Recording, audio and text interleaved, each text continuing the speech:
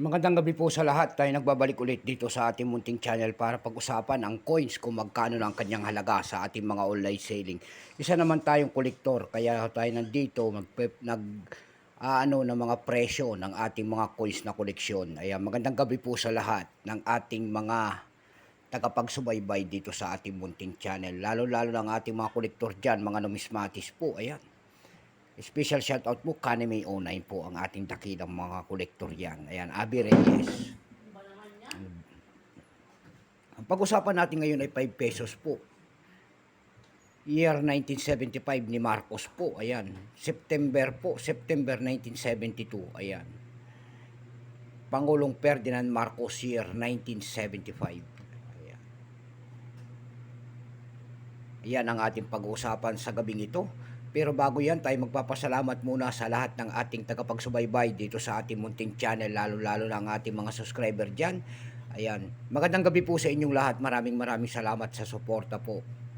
Yun naman po, hindi pa po nakapag-subscribe dito sa ating munting channel. Anyayaan ko lang sana kahit malaking bagay na po tulong ang inyong magagawa tulad ng pagpindot ng ating subscribe button, like and share para ma-update ko kayo sa mga latest ko pang gagawin mga video po. Ayan, ang ating pag-uusapan, tingnan natin ang kanyang presyo po. Nakapaloob po ito sa bagong lipunan series po, 5 pesos po ni Marcos. Ayan, tingnan natin ang kanyang presyo, pero bago yan, kilalanin mo muna natin siya. Issue po nito ay Philippines po, Period Republic, 1946 up to date po. Type nito ay Standard Circulation Coins, years 1975 hanggang 1982. Value nito 5 pesos. Nakapaloob po sa ang bagong lipunan series. Currency piso 1967 up to date po. Composition yan, kung sa materialis ginamit yan, ito po ay nickel. May bigat lamang itong 22 grams, may habang 36.5 mm, may kapal po naman itong 2.6 mm. Hugis po, bilog, orientation yan ay middle alignment. Itinigil naman ang paggamit sa barya na ito noong January 2, 1998. Number NDAS 4518, reference number KM-210, coat of arms of the Philippines ang kanya nasa likod po.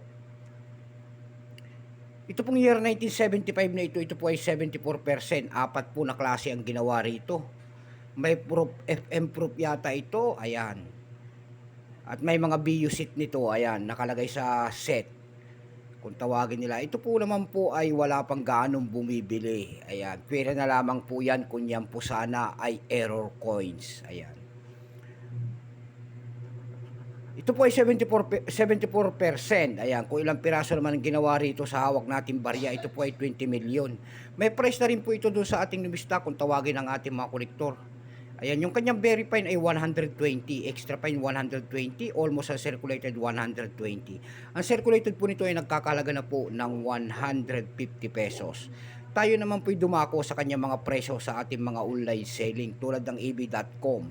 Sa ab.com po meron tayo nakita nagbebenta dito doon ng $14, nasundan ng $13 and then $12 po. Dako tayo sa carousel page dito lang sa atin. Ayan, bintahan po ng mga coins, carousel page po. Sa carousel page po meron tayo nakita nagbebenta doon ng 300 nito. Nasundan po yan ng 200 pesos. Meron na rin tayo nakita doon ng 145 pesos.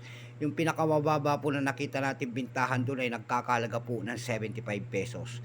Ayan lamang po ang ating may babaging kanyang presyo. Keep safe sa lahat at magandang gabi. God bless.